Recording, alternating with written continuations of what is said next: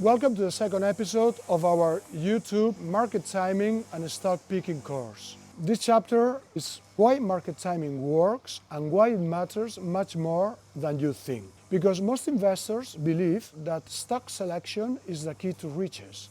And this is partially right, but also partially wrong. Even if you choose the right stocks at the wrong time, you will lose money. Please be aware that when there is a bear market, all stocks or almost all stocks go down because bear markets are coupled with lack of liquidity or exogenous factors that result in all stocks going down. In other words, you need market timing to know when is the time not to be in stocks and to be safely in cash or with short-term bonds, or even for those that are brave and have the skills to go short. Yet, many people claim that market timing does not work, but that claim is false. Let me give you a concrete example. This chart shows the performance from 1923 to the present of one of my timing indicators, the Dow theory for the 21st century. As you can see, there is a persistent pattern of outperformance and drawdown reduction. So please don't fall into the trap that market timing cannot be done or that it's almost impossible to be done.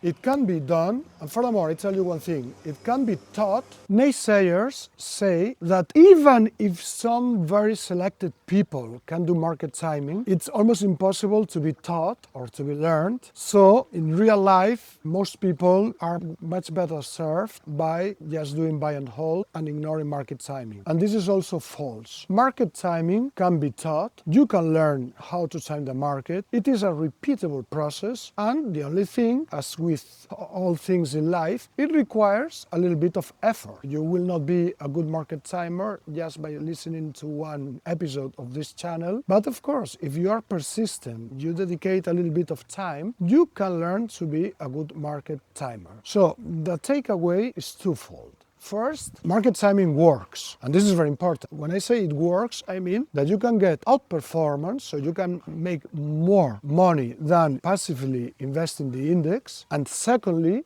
and this is even more important, there is a significant drawdown reduction versus buy and hold. And this is vital because your long-term survivor as an investor is that you avoid drawdowns. It's not so much to get obsessed with outperformance. Outperformance is the byproduct of drawdown reduction. So your first focus is to control risk. And by doing buy and hold, you will never control risk. Then you are at the mercy of the vagaries of the stock market. The S&P goes down like it did in 2008, and you are there at the mercy of the stock market. It goes up, then you're happy. But this is a roller coaster of emotions, and it can prove to be devastating to your financial well-being. So market timing works, and I will prove it. And secondly, market timing is a process that is repeatable. I was not a market timer in the past. I learned how to do it, and you can learn how to do it. I did not start as a good market timer. Personally, I became a good market timer when I read Jack Shalip's book, The Dow Theory for the 21st Century. I give the reference in the description of the video below. And this book changed the way I understood markets and how I could time the markets. This book showed me that it is a process that anyone can learn. My personal story is that once I read Sharip's book, I was so impressed and I realized that the market could be successfully timed that I subscribed to his letter to further improve my market timing skills, and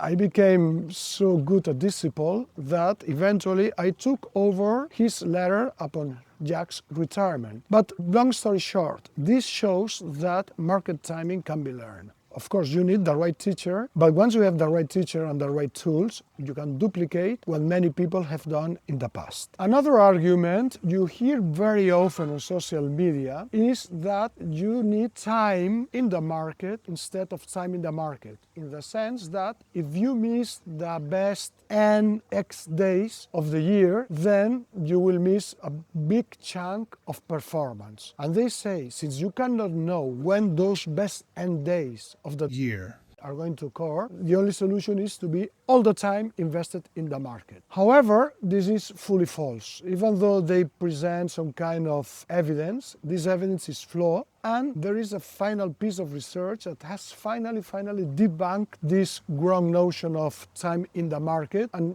this piece of research by Ryan Gorman, Sean Keel and Vincent Randazzo, fully explains that the best end days tend to be coupled as well with the worst end days. In other words, the best days of the stock market, let's say the best 10 days of the stock market, tend to cluster along with the 10 worst days of the stock market. In other words, you get very good days and all this extra performance gets nullified by the worst 10 days. So the piece of research I mentioned and I also linked in the description of the video below makes clear that it's a fallacy, and I want to use this word. It is a fallacy when they tell you, no, because time in the market, forget it. You need to time the market, and time in the market will not do the trick. This is very important. Don't fall into the trap. You need to avoid big drawdowns. So the slogan, time in the market, while catchy and cute, does not work in real life. In the next episode, I will explain why buy and hold is more